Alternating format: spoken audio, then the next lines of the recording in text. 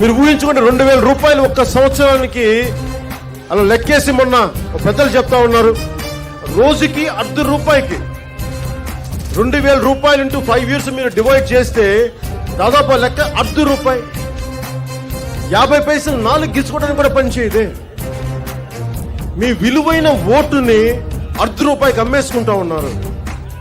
కష్టాల్లో ఉన్న ప్రజలు ఓటు అమ్మేసుకున్నారంటే నేను అర్థం చేసుకోగలను. మిడిల్ క్లాస్ అపార్ట్మెంట్ సముదాయాల్లో ఉండే వ్యక్తులు కూడా, చదువుకున్న విద్యార్థులు కూడా, డిగ్రీ చేసిన మహా పెద్దలు కూడా మీ ఓటుని కొద్ది వేలకు అమ్మేసుకుంటే మార్పు ఎప్పుడు వస్తుంది? నాలాంటోడు పర్పెచువల్ గా ఎప్పటికీ విలువలు మాట్లాడి నాలాంటోడు ఎప్పటికీ ఓడిపోతూనే ఉంటాడు.